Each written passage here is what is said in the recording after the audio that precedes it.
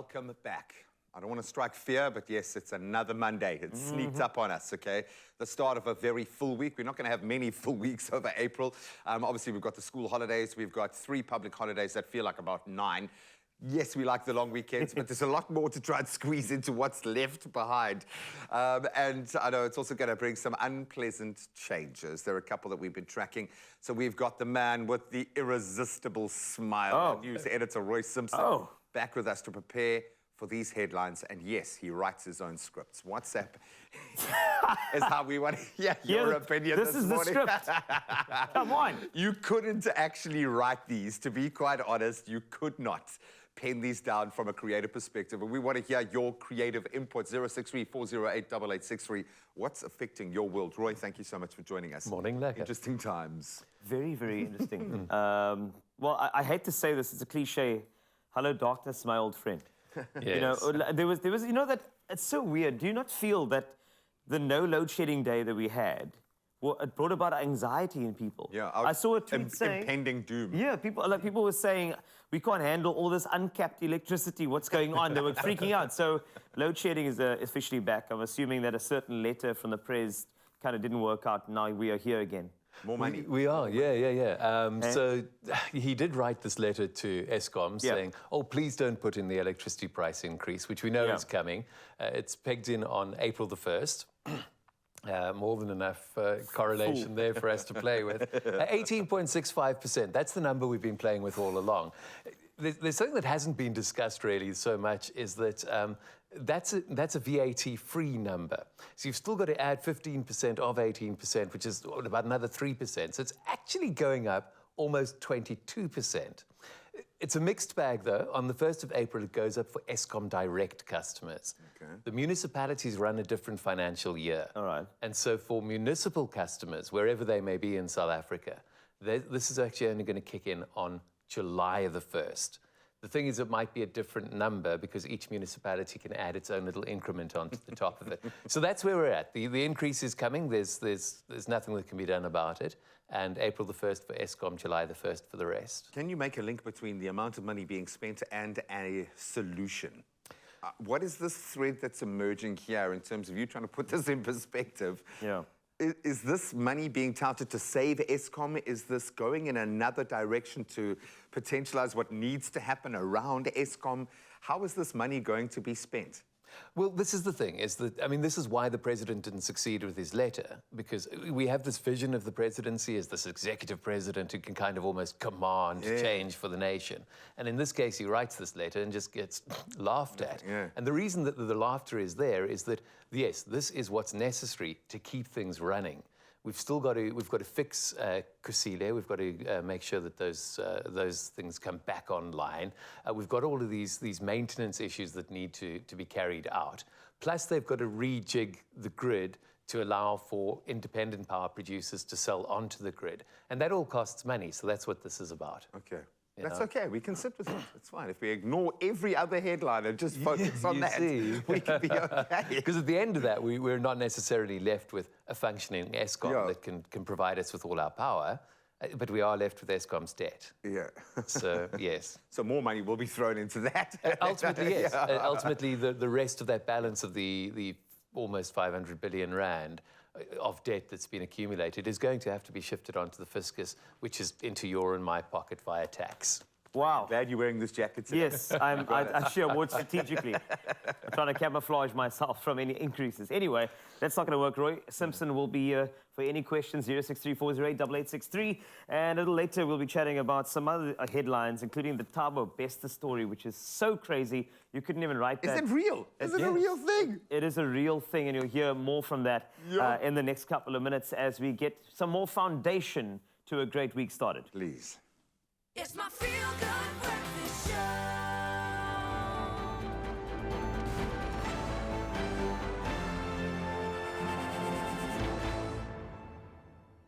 So grand, that intro. I will never, ever get bored of it. It's amazing. Nor his face. Now we're back with our look at the major stories from around the world. News editor Roy Simpson is back with us to bring us to some more understanding on some of the top stories, sort of dominating these headlines. And I told you earlier about Thabo Bester, and when I heard about it for the first time, I honestly thought somebody was describing a new show on some sort of streaming I thought it was platform. clickbait. Right? I thought it was a fake story. Hey? Break it It's down such for an us. insane story. So just to bring people up to speed, if they don't know, there's this guy, Thabo Bester. He's the Facebook rapist. He used to meet women on Facebook, tell them that he represented an international modeling agency, had a lot of money, and sort of purported to be a player for things like 20th Century Fox and people like that. Okay. And he would then arrange a meeting with these women and then rape them at knife point and rob them. And in one case, he murdered one woman. He was eventually caught and sentenced to life plus 75 years in prison. And however his prison sentence went, he landed up at the Mangaung Correctional Facility. Yes. Interestingly run by a private security company, but that's a whole separate story.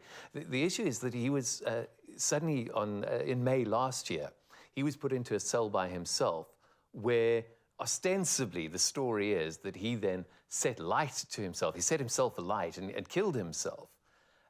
But there were questions about this whole thing. And what's emerged since then, remember we were talking about the role of investigative journalism? Yes. Ground Up, such an important investigative journalism house. Ground Up was tracking the story because it didn't work for them. It didn't add up nicely. Yeah.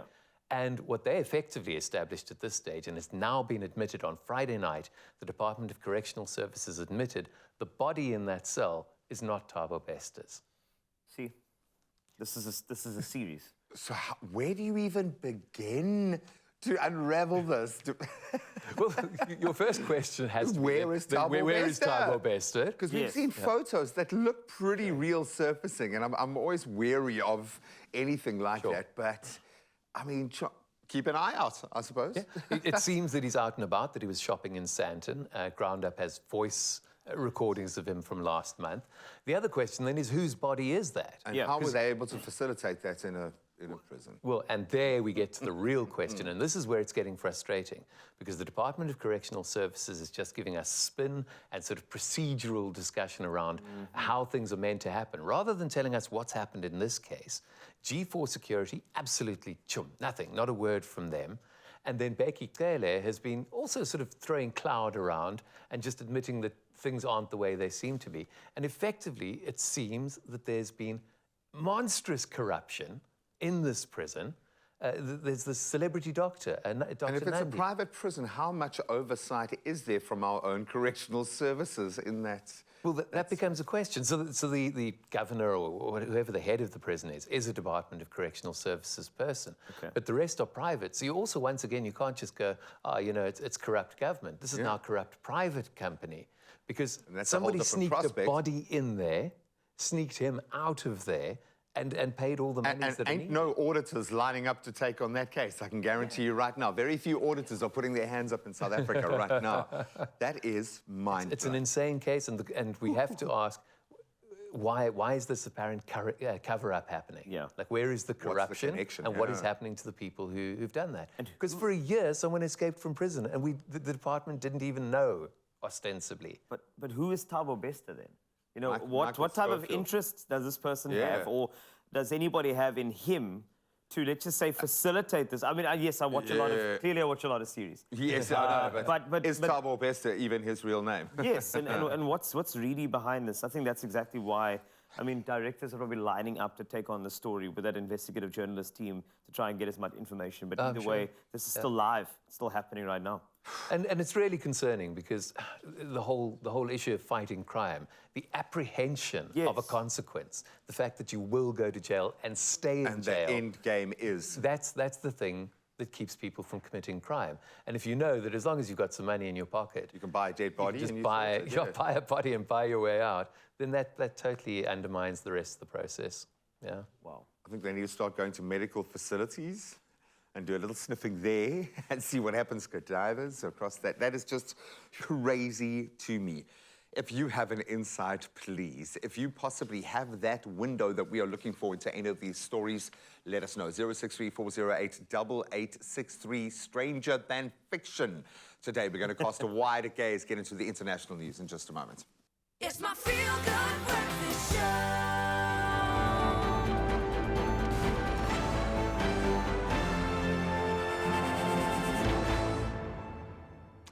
We got you. Don't worry. I know it's a Monday and it's a bit of an overload, but let's weave our way through all of these headlines. And our news editor, Roy Simpson, is back with us to bring us up to speed on what's been happening in the headlines, locally and abroad. Now, his insights on international affairs, always really illuminating. We've got to cast a wider gaze and see what's going on around us. So let's head to some global issues now, and there is still time for you to share your thoughts and opinions with us on our WhatsApp line 063-408-8863, or you can hit us up on the socials. In fact, let's go to the socials right now and see who has weighed in on this morning's competition. Well, I suppose it is a kind of competition. We can comment. Who's the winner, though? Right. Who's the winner? Here's your first competitor. I enjoy these talks with a journalist. That journalist's name is Roy Simpson. Follow him now. Please ask, who are the directors and shareholders of the privately owned prison where Thabo Bester was held? Now, we mentioned G-Force, of course, but... He put his gloves on and he came straight in. He was like, all right. But Pierre also watches series, I can tell. Pierre's already doing the investigative He's journalism following himself. the money. Right, exactly. And that's always the way to go. So I don't actually know the answer to that question. G4S is the company, but having only recently discovered that we even have private prisons, I'm very keen to find the answer to that question. I think Pierre's right on the money on this Is one. it an easy thing to do as an investigative journalist to go out and find these things, or do you have to go put your life in danger and go and figure out how do you approach something like that? It depends on the nature of the story. So if you're uncovering something that's directly corrupt and people are making money and would go to jail if you uncover it, then that's dangerous. Okay. Otherwise, man, there's a lot of obscurity and sort of hiding behind paperwork. So you would have a company in a company, you know, all nested and shelled, so that it's difficult to pick out who the shareholders are.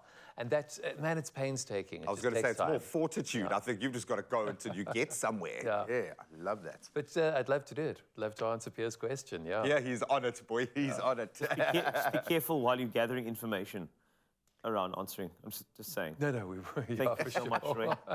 We fear, because we only have one you. All right, but let's go abroad now. Chinese President Xi Jinping and his Russian counterpart Vladimir Putin met last week, and Roy, of course, we touched on this on Friday. Since the main conversation in financial circles, there's been their pledge to replace the US dollar with the yuan for settling international payments. Dun, dun, dun. Now, what are the implications of this? He's put a ring on it. Yes, he's putting a ring on and it. I was gonna ask about that. Like, what is this as a message? If you look at the message through this, what is this saying to the world actually with regard to the this US relationship? Well, I think that's the important thing, is that this is mostly symbolic. Yeah. It doesn't necessarily, for now, have much in the way of real-world implication. But the fact that we buy oil in dollars and we trade gold in dollars means that every country holds US dollars in reserve. It is the reserve currency. And having all of that investment in your currency allows you to stretch your deficit. The US debt is extraordinary, and yet the currency is really stable. And the reason for that is that all this money is held in other places. But part of why that's been done is that the nation has been seen as stable, politically stable, therefore financially stable. It's no longer being seen as politically stable. That insurrection, the January 6th, people started to think, what would happen internationally on a financial market level if there was a civil war in America? And suddenly everyone's starting to think, oh, let's have option B, let's have plan B ready. And China steps in and goes, we'll be plan B, use our currency. And the BRICS countries and ourselves in particular, we're involved in trying to push that forward. Yeah, fair game. I mean, if you look at where America is, clearly something needs to shift and change. If America has aggressively, and I use the aggressive to basically a euphemism for war, to create economy for themselves, we have seen a shift. It hasn't been, and I know politically it always feels unstable, but in terms of how they protect their own economy and the control of that situation, what would this mean for the globe? Is it going to be a shockwave that's going to throw everything upside down, or will it just be a shift? How will this affect us? The actual change to just have another currency in which you can trade these things isn't a big deal. But the signal is that things could unravel for America quite quickly, because these are sort of cyclically interdependent, in as much as the confidence allows them to do certain things, which restores the confidence. You break part of that cycle, and it all unravels. Suddenly their debt becomes due. Suddenly the cost of borrowing goes up. It's all suddenly, and these things would feed on one another and create a really difficult financial storm for the United States. And emerging economies, for example, we don't want to be beholden to what the Federal Reserve does. And so emerging economies we're looking towards China and going, actually, Plan B is not a bad idea for us. We should have a backup. So, yeah. China would love that. Absolutely, yeah. Well, somebody who's worth his value is Roy Simpson. He's always got every single angle covered. And thank you so much once again, Roy, for covering the papers for us in your Feel Good Breakfast Show. And whenever there's a headline, whenever you are interested, please feel free to use that line 063-408-8863 as we get into some hot cross buns and perhaps a challenge.